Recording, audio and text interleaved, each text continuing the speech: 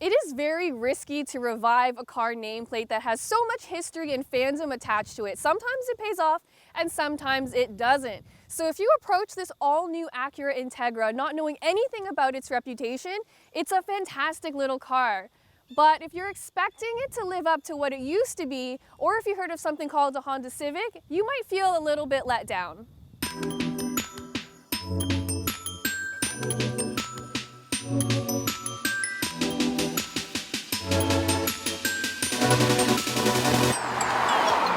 For more expert car reviews, don't forget to share our channel and subscribe so you can catch some of this and maybe even a little of that. So visually, this new Integra has a very strong family resemblance to the rest of the Acura lineup, for better or worse. You know, I kind of wish they would have really pushed their design and tried something a bit more retro, even though I know that's not really their style. But the good news is that it looks nothing at all like the Honda Civic, and I actually think this is a very stylish car. It looks sporty, and I really love this red color, which is a $500 option. The other thing I really love is that it's a liftback, which it makes it a little bit more practical than a traditional sedan. So there's 688 liters worth of space for stuff, and you can fold down the rear seats for even more room. The other thing I really love is how they stamped the word Integra into the front and rear bumpers, which is a callback to the old model. But if you're looking for more ways that this new Integra is like the one that came before it, it pretty much ends there. So this new Acura Integra is powered by a 1.5-liter turbocharged 4-cylinder engine. It has 200 horsepower and 192 pound-feet of torque. It is the exact same setup that's in the Honda Civic Si. In general, the powertrain is really great. It is front-wheel drive though, and sometimes when you're really pushing it hard, it does feel like a front-wheel drive car, so it has a tendency to understeer. So this one I'm driving, it actually has the CVT transmission, which isn't great if I'm gonna be completely honest. I'm normally totally fine with CVTs. In certain applications, I think they make a lot of sense. But when we're talking about a car that is supposed to be performance-oriented and sporty and luxurious, I just don't think the CVT helps it get there. I do feel like the transmission is holding the Integra back a little bit. And there is a 6-speed manual available as a no-cost option on the top-tier Integra model. And that's the one I would kind of suggest going for, just because this CVT doesn't feel as urgent or responsive as I was hoping for. What I do really enjoy about how the Integra drives is the way it handles. I think it handles really well. It's very sporty and balanced, and it feels nimble. It also has adaptive dampers, so it's not super harsh when you're just cruising, but it stiffens up when you put it in sport mode, which is really nice. Another highlight is the steering. It's very heavy, well weighted, and it's very direct and responsive, which is how it is supposed to be.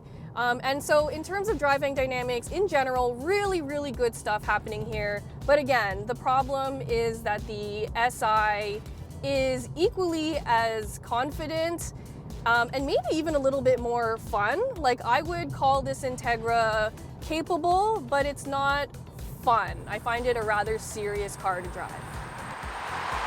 So a while ago, maybe it was about 2 or 3 years ago, I was interviewing an executive at Acura, and he basically said, like, listen, we know we're forgetting to have fun and we're relying too much on our relationship with Honda, so we're doing a lot of parts sharing.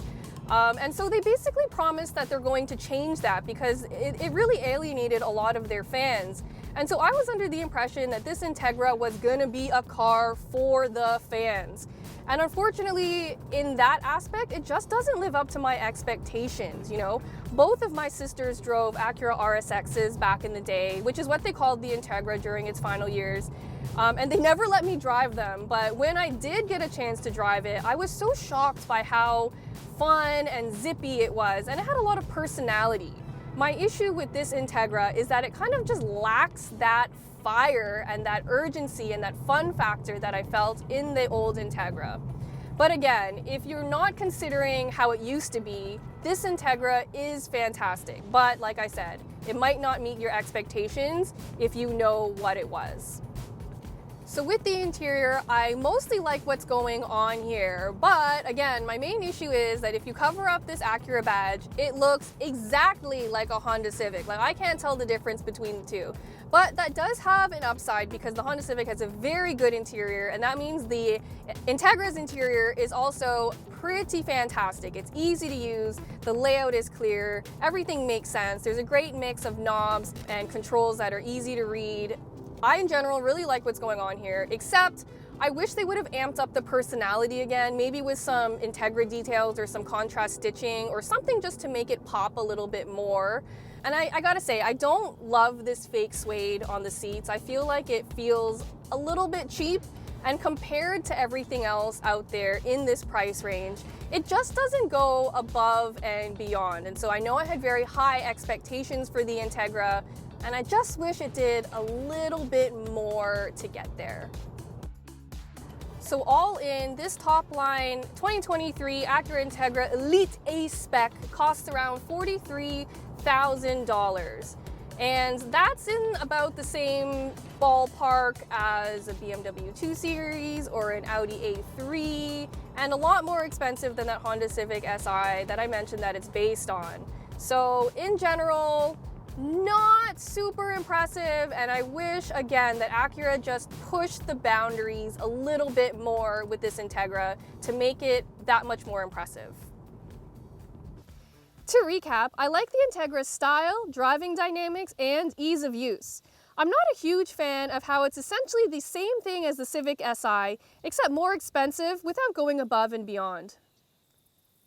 So I know I was very harsh on this car, but I actually really enjoyed the new Acura Integra. It drives well, it's very stylish, and it's extremely easy to live with, but its biggest problem is that its biggest competitor comes from within its own family, and the Honda Civic Si is already so good that it makes this Integra a little bit harder to recommend. So the only real reason you would buy this over the Civic is if you prefer the way it looks or if you want the automatic transmission.